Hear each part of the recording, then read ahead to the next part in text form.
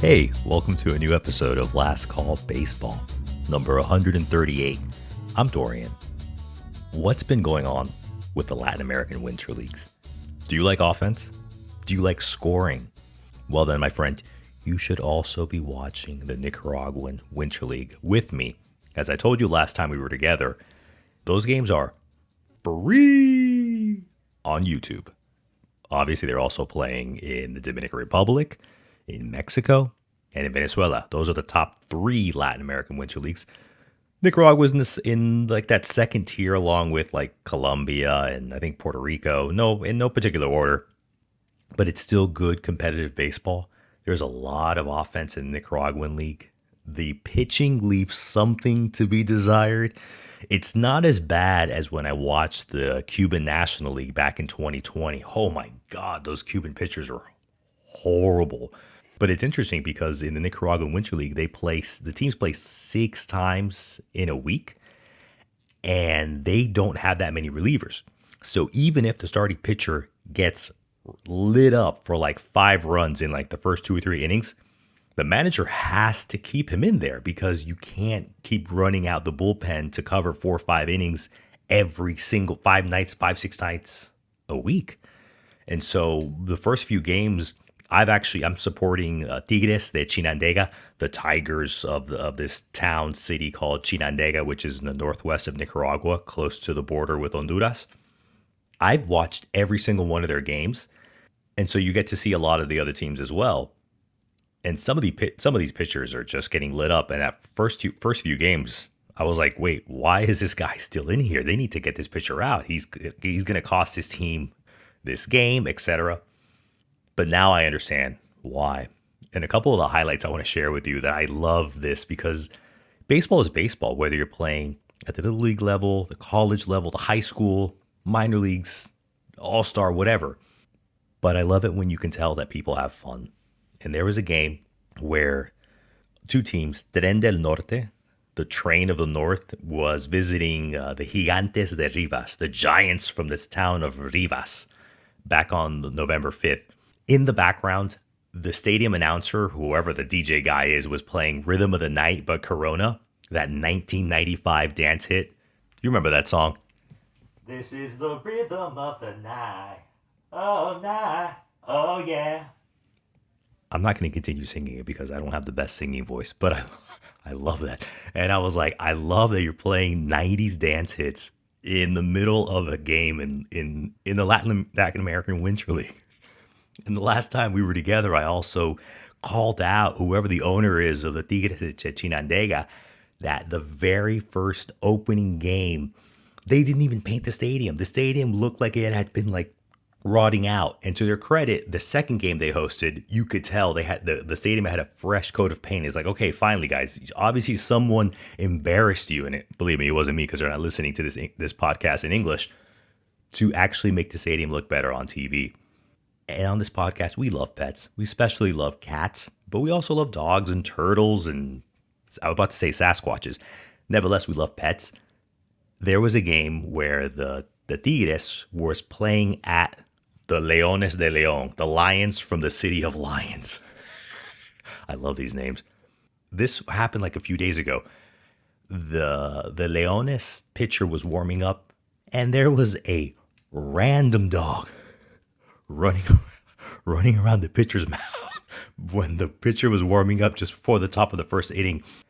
And it immediately reminded me when you see these videos when there's cats that come onto the field during an MLB game that's like that's being like just chased all around and goes into the stadium and everyone has a good laugh for a few minutes. I love it, guys. I genuinely am having a good time watching the Winter Leagues.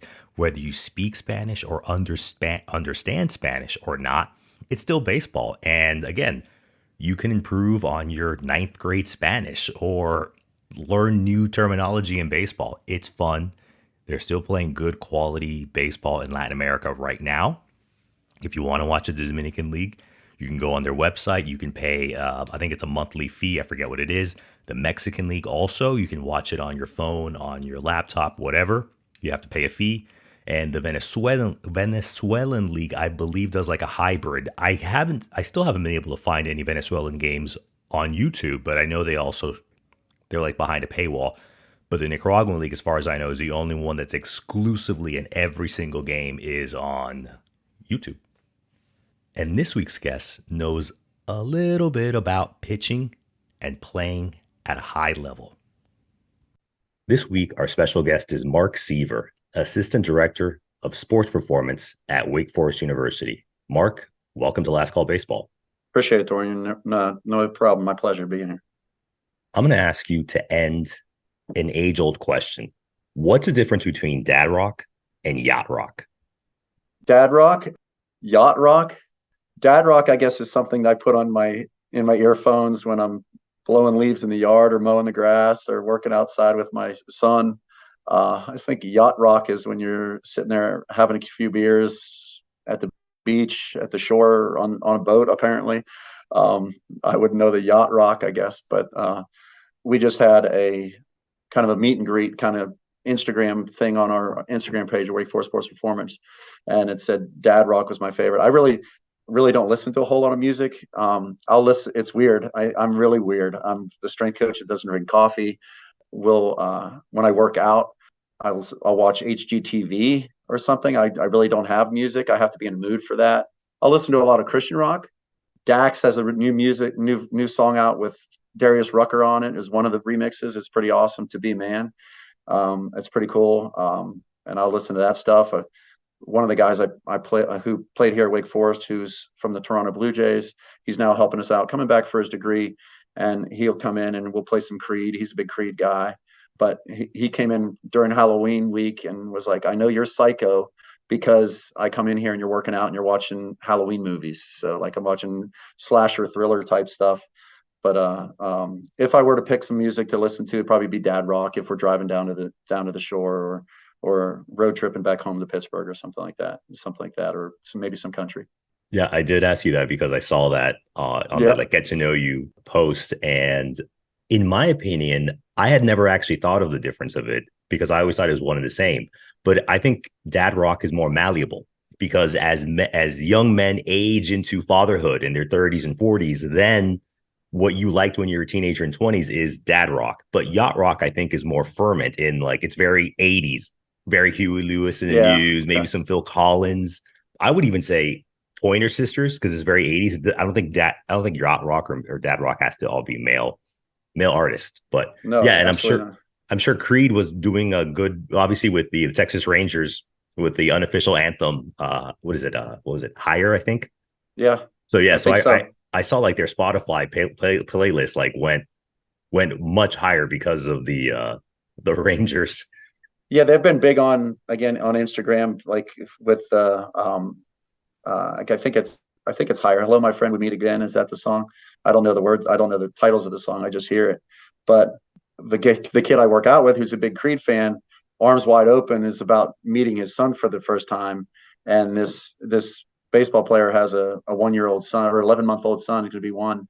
So it hits a little different when you're a dad for sure. So I guess something like Creed would become a dad rock, and it's funny how music from the 2000s might be dad rock for somebody like you said, but again, things that I grew up on, things again my dad necessarily didn't listen to, but I listened to growing up into in high school and college become staples in my repertoire, I guess. And you hinted at what you do. Obviously, when you're saying when you work out, you watch HGTV. By the way, I'm a huge fan of HGTV as well. Absolutely. As the assistant director for sports performance at Wake Forest University, when you think of sports performance, what does that entail? It just seems so overwhelming. But so when you're working with these student athletes, what does sports performance entail? We Ethan Reeve was my director of strength and conditioning here when I first started, and he likes to use the analogy of a pie, and sports performance is like a small piece of the pie in a student athlete. He always said 5%. I think it's a little bit more than that now. It's kind of morphed into something where we're doing the conditioning portion of it, we're doing the strength portion of it as always, but now we're doing more mobility work. We're doing health and safety with the kids. That's priority number one here at Wake Forest is safety, preached by our director of athletics, John Curry. So that's something we really are concerned ourselves with. There's a big science component to it now, which is again hard for an old school guy like myself, who's almost 50 years old now, trying to continue to push the needle. And we do force plate data. We get data out of the pitching lab here at Wake Forest, and we kind of have to put it all together. Some of the guys have whoop straps that we look at. We do again the force plate jumping, looking at strain levels. Everything kind of is been more encompassed into, instead of me just programming squats for a day, it's okay, how fast are we moving that squat when we do velocity based training. So sports performance has become a whole different field than the original just get in the weight room and push some weight around. There's a lot more science to it, and I think that's why it's morphed into a performance and not just strength coach. You hinted at it, as well as the whoop and all of the technology that comes in. I love college baseball and I follow some teams. What's impressed me a lot is, for those people that know college baseball, the SEC and the ACC conferences are probably the two strongest conferences, and the facilities and the resources you guys have is just, some of you guys rival some minor league teams. It's incredible that the amount of tracking you guys do, and I'm like, wow, it's crazy, but it's again, it's very impressive. Going back, touching back about being like a father and also being leading these young men and women in to be the best athletes and student athletes they can be. What are times that you actually feel proud of, like, wow, it really sank through, they're performing to better than their abilities? I really enjoy getting a text message from a former athlete in pro ball, and when they say we're doing the same stuff we did in college. I mean, taking the minor league experience that I had, and again, you talked about our facilities and how they rival minor league facilities. I took a shower in a minor league facility where if you weren't the first one in, you were showering in 6 inches of water because there was no drainage in it. So our facility is heads and tails above that. So there's no rivalry with that minor league facility. But taking some of the movement that we did and the minds that they have at the minor league level, and taking little bits and pieces from those guys and putting them into our program, I think we always want Wake Forest to be a stepping stone to the next level. I mean, obviously we want to have success here, but we want to prepare our guys for the next level. And one thing Coach Walter strives on is preparing our athletes to be young men and to be fathers, and again, most of our guys won't have careers in Major League Baseball. One of the stats our pitching coach gave me when we were interviewing him was that in the history of Major League Baseball, there's only been about, I think it's like 23,000 people that have made the major leagues. Like Babe Ruth was like number 7,400 and something or whatever. Like that's way back when. So again, the amount of people that make it to the big leagues is very small. So stressing that of the things we do in the weight room, on the field, in the classroom to prepare you for a life outside of baseball, not just to get the most out of you now. I think that's what's the most rewarding when we have alumni days and they come back, and especially when we had our run to Omaha last year, and guys came back to see the super regional, and their doctors and lawyers, and one kid brought his kids with him, and a teammate of mine came back and had his whole family, and I got to tell Craig Kupiak's stories. Craig Kupiak was the guy, he was one of our outfielders when I played, to tell his high school, college stories to his kids who are now getting ready to go into high school, and telling his wife's stories, and his wife cracking up laughing. I think that's the best part to me. I sat in a class, military leadership class, with Dr. Kenny Herbst, and Kenny was a basketball player here at Wake Forest when I was a student. So to be able to help him out in any way is pretty awesome too. But it's filled with mostly student athletes, and we had what makes things memorable, what makes things different in athletics and stuff like that. How do you pick leaders? And it's a lot of the people. And I was sitting next to our Ashley Bastion, our assistant cross country coach, and they had just won the ACCs. And I said, in 20 years, nobody will remember who won the ACCs in men's cross country. And one of our baseball players was there, and this was in January, maybe in the fall semester. I said, nobody will remember Wake Forest baseball in 2023. I said, we could win the national championship this year. I said, but nobody will remember that 20 years from now. I couldn't tell you who won the national championship in baseball 5 years ago. But it's the relationships you develop with the student athletes, the relationships you develop within the student athletes. I said, you'll remember your teammates. I remember my teammates. I said, and when I get text messages back from them, or I text a kid on his birthday, I say, hey, happy birthday. Or like I have some women's golfers who are playing on the LPGA tour. When they win, I send them a text message, congratulations, great job. And I'll joke with them a little bit to continue those relationships or what's the most important. And that's the most rewarding thing to me. And again, to see, Pierce came back, and Pierce Bennett is one of the kids who was in that leadership class playing for the Phillies now. And he came back, and I said, what did I tell you in that military leadership class?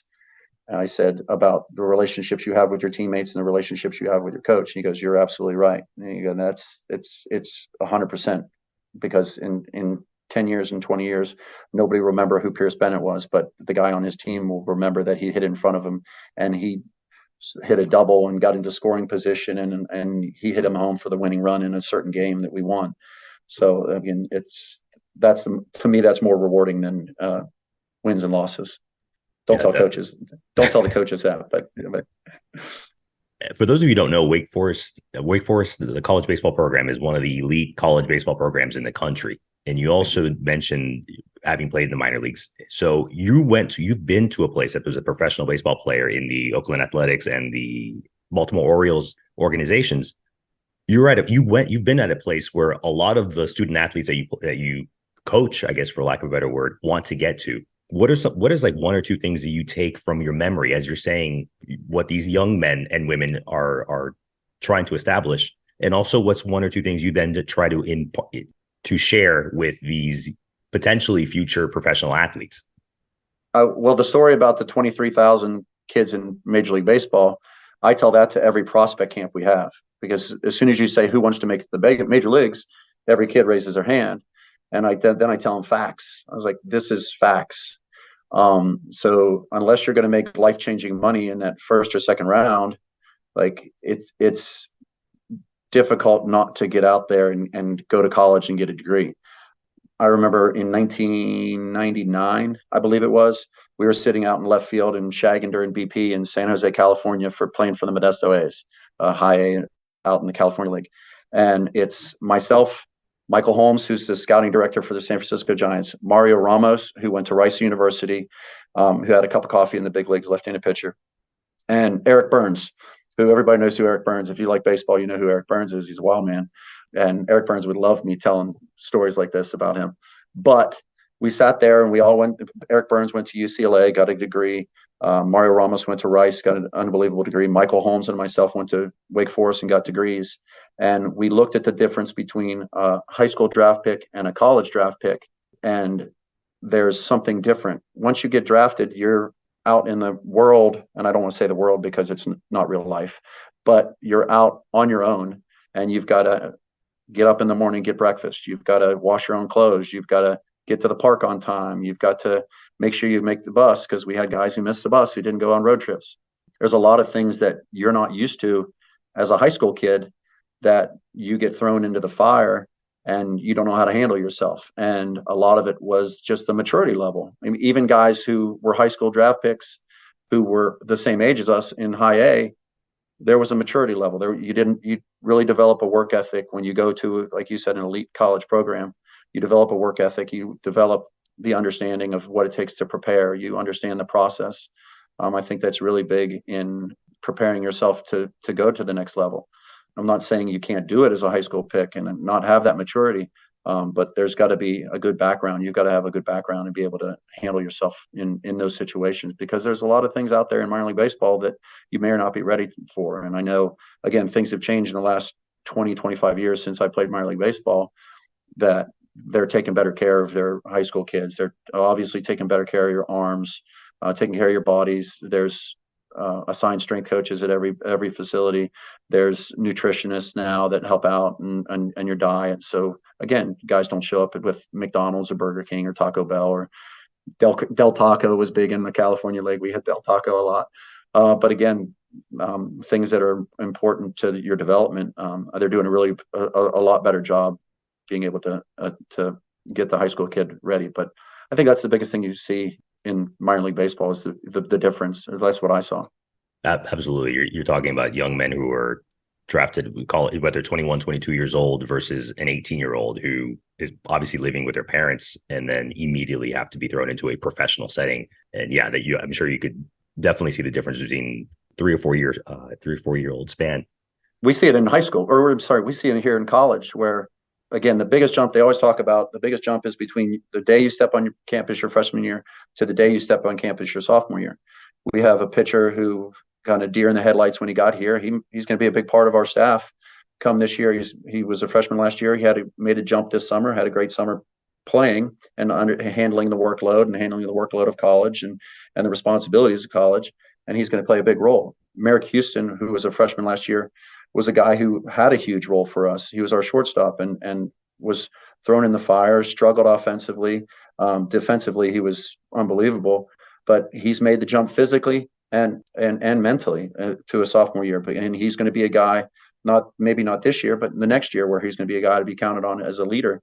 And he's a guy that was there last year and who made it to Omaha. We had, I think, 5 total position players from last year that were on that Omaha team that came back this year. And again, those are the guys who are going to lead this year. Merrick was one of them who had significant at bats, but he was a freshman last year and he's only a sophomore now. But he's made a huge jump. And again, seeing that in a year in college, it's a little bit more difficult in pro ball when you didn't have as much guidance. I don't know the guidance they get now, but I didn't have as much guidance in pro ball as you got in college for sure. You're mentioning a lot of pitchers, and I wish I could give credit to where I heard this. That Wake Forest is called Pitch Forest. We've No, always been called Wake Forest. It's funny when we were towards the end of the year, Rhett Lauder, who was maybe the best pitcher in the ACC ever, right? He was the best pitcher at Wake Forest ever. And he came and worked out with the hitters one day. And Brock Wilkin, who I joked with Brock Wilkin. Brock Wilkin's the ACC home run leader. He broke JD Drew's record. And I joked with Brock. I joked with Brock when he broke the record. I said, "Hey, you would have had this last week, but I gave up a home run to JD Drew, so you were tied with him."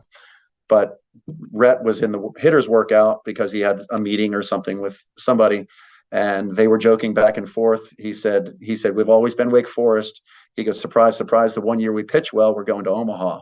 So they joke back and forth, and certainly we don't value one over the other. Again, there's hundreds of different ways to win a baseball game, but our pitching has definitely taken an uptick for sure. It'll be a strength of ours. Hopefully, again this year, we do a really good job in the pitching lab and the communication between myself, the pitching lab coordinator Mike McFerrin, and Corey Muscara, the pitching coach.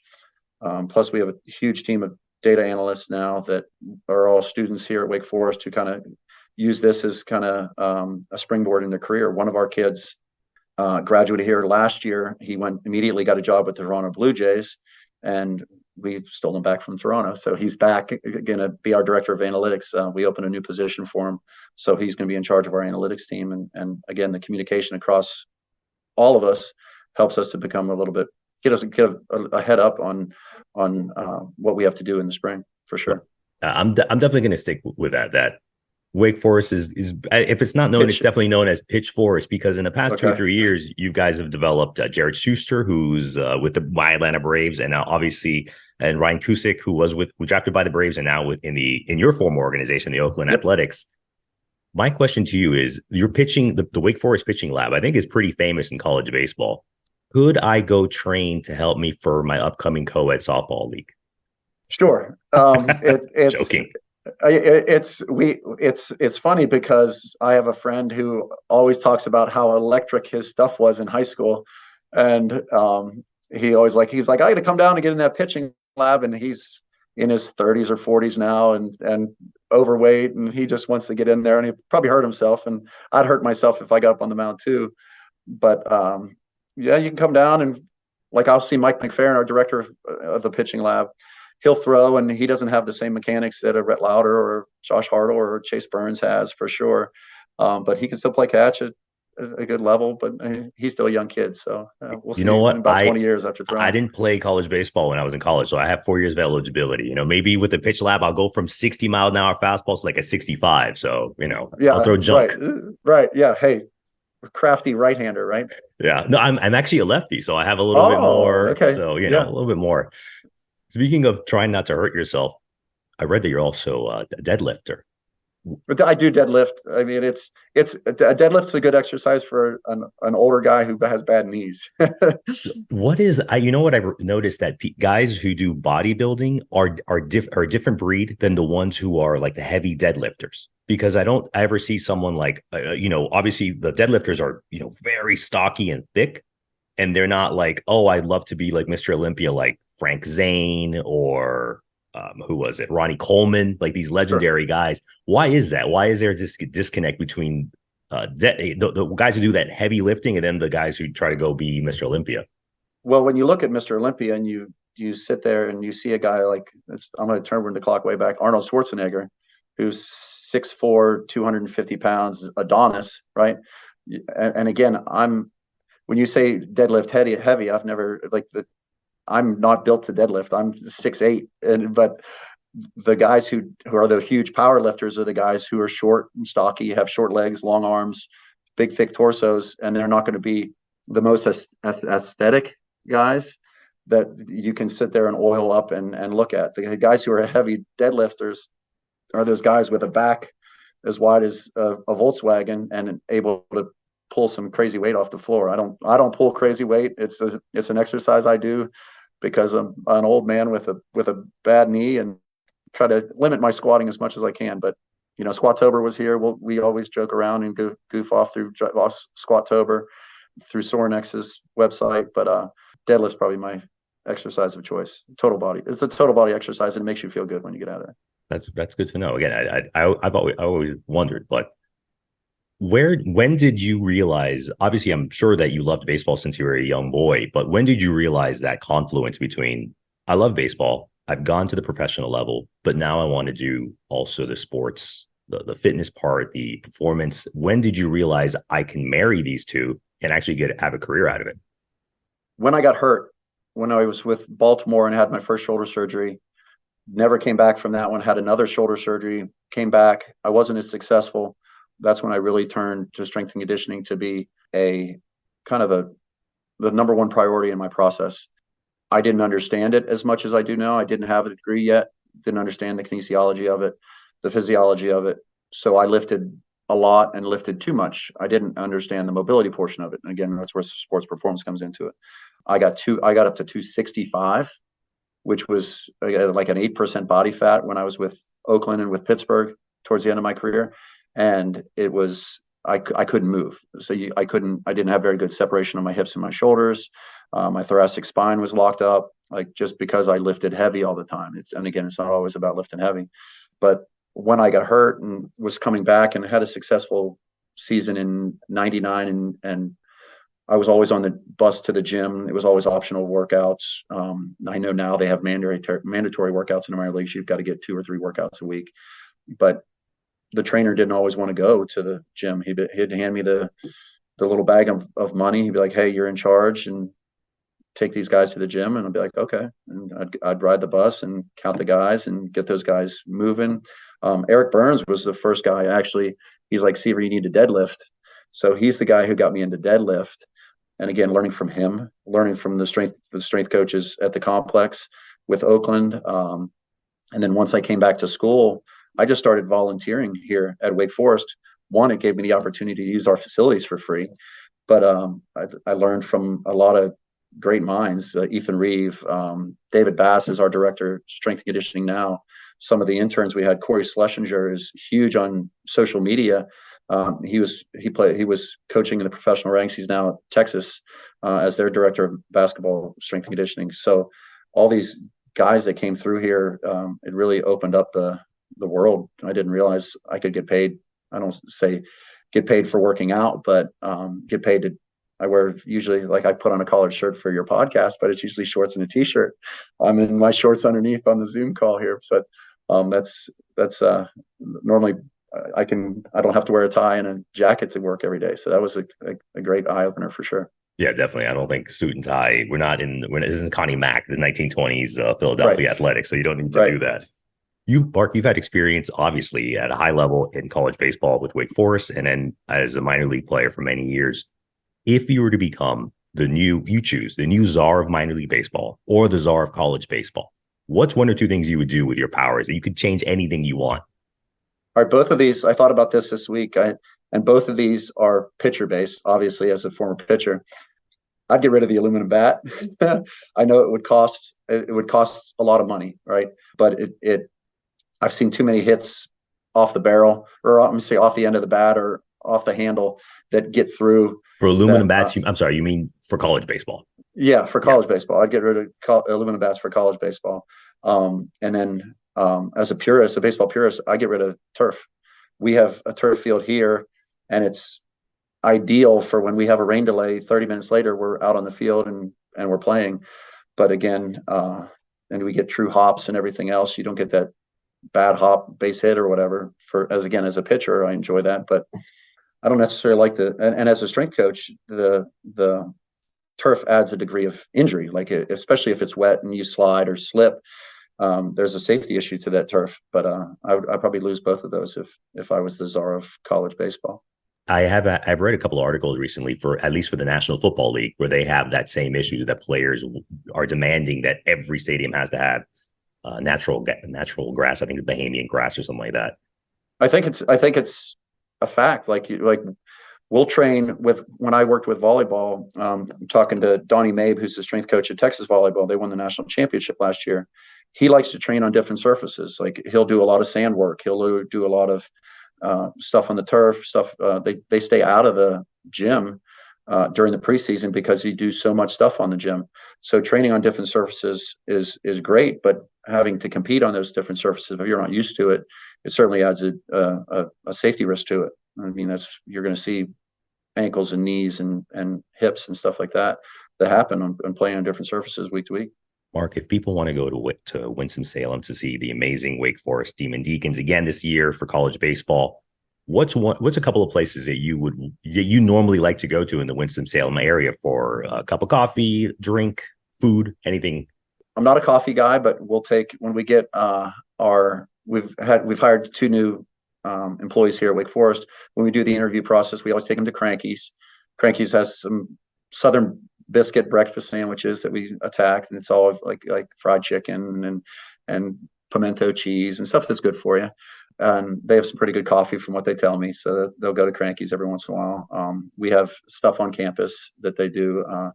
They have coffee spots on campus. Around the ballpark, there's a place, Ryan's Restaurant. It's a 4-star dining restaurant. So again, a shameless plug. My wife works there. She's the general manager. So they've been there since 1971. It's again high priced place, but again, just last night my wife called me. She's like, "Hey, a couple of your baseball players are here. When their parents come in town, they always drag their parents there to have them buy them a good meal." They've really developed downtown. There's a lot of places downtown that they'll go eat. We're going to a pizza place, Cucino Forno. It's in a place near this Incendiary Brewery. It's a place that's real family friendly. A lot of kids go to Burke Street Pub, place downtown. Favorite of mine when I was in college and once I got out of college for sure. That's a place they get a lot of fans from outside of Winston for sure. When Florida State came in town to play football, they had a huge rush of Florida State fans that came in. When Clemson comes to town, Clemson fans will flock there. So we get a lot of outsiders that come in there a lot, and it's always a good time for sure. It's good to know. I'd love to be able to go down there. I'm always driving in between the Carolinas, like to South Carolina. And earlier you were talking about Christian rock, and it's like once you hit the North Carolina, it's like every station is Christian rock. Yeah, the Bible, you hit the Bible Belt there, and it's amazing. You'll go through and it'll pop up, and I'm not going to preach to you, but you can't get away from it, brother. That's true. Mark, I want to thank you for your time, but let us Sure. know where we could potentially see some of your work, some of your athletes, or anything you want to share related to yourself or Wake Forest athletics. Our Instagram page, Wake Forest Sports Performance. we're pretty active on that. Kendall Daniels is one of our strength coaches here. She handles all those posts. I wouldn't know the first thing about the technology to get that. I'm not very social media savvy. Our Wake Forest baseball has an Instagram page. Demon Deacon Athletics has an Instagram page. It's interesting if you click on our website, godeeks.com. They have links to some of the students' Instagram pages and stuff like that, where there's their Twitters and stuff like that. I'm not a Twitter guy, not an Instagram guy, but again, I'll subscribe to because we'll look at our Wake Forest sports performance and stuff. And again, we'll do some of the trends. There's one of the trends they want me to do with one of our strength coaches, Jasmine Johnson. Jazz is about 5 foot. She was a gymnast, and they want to do a famous TikTok post or something with me and her, where I tower over her and she has to look up to me. I don't know, whatever. I'll do whatever the kids want to do. I'm trying to stay relevant, right? No, and I do want to plug as well the Wake Forest college baseball program. Earlier today, I went on the website and season tickets start at $150. Yeah, it's to support the athletes. And it's amazing. It's funny. When we had the super regional, we hosted the super regional. We broke an attendance record of 3,933. So it's not a very big stadium. So if you want your tickets, go get them now. But the one thing we joked about is how many people were at the stadium. Our first weekend, we played the Sunday morning game at 8:30, February 17th or 18th, and it was about 42 degrees.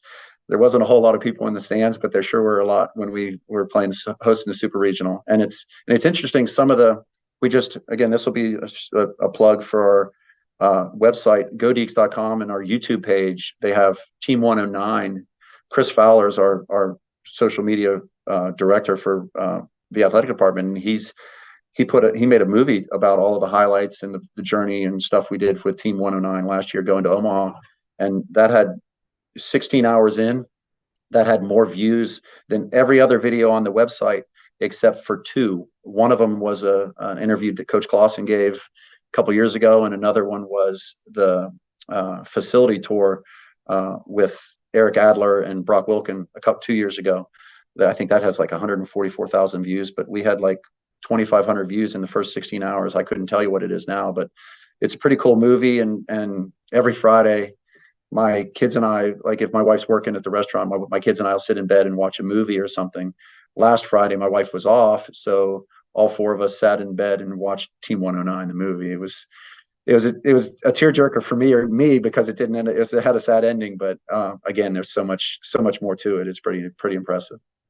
I want to thank Mark for joining us this week. I always enjoy talking with guests who are at high-level elite college baseball programs. I always encourage everyone to go watch your local college baseball team because you'll see some pretty good baseball, and it's a great bang for your buck. I also want to thank what's powered me through both thinking up the topics of this podcast and editing as well. In my hand, I have an Oktoberfest. I know we're already in November, but I'm still drinking an Oktoberfest. It's a German-style Märzen from a good American local brewery called Gilde Brewery in Charlotte, North Carolina, the great state of North Carolina, where Wake Forest is located. I've been buying a lot of Märzen beer lately. I really, really enjoy it.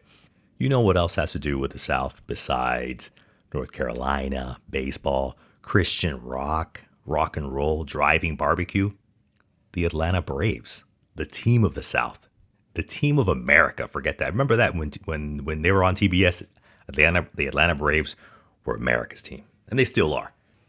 If you haven't been keeping up with your financial news, apparently Warren Buffett, one of the most famous investors in all of planet Earth, his company, Berkshire Hathaway, bought $8 million worth of Atlanta Braves shares. You may not know this, but there are only 2 teams in Major League Baseball that aren't owned by an individual, basically some billionaire or someone that inherited the club. The Toronto Blue Jays are owned by Rogers Communications, and the Atlanta Braves were owned by Liberty Media. But Liberty Media spun out the Atlanta Braves and the real estate around Truist Park as its own public company. So you can buy a share in Atlanta Braves. You can buy 10 shares. You can buy 1,000 shares. Or like Warren Buffett, you can buy $8 million worth of shares. Well, at least that's one thing Warren Buffett and I have in common. We both own shares in the Atlanta Braves.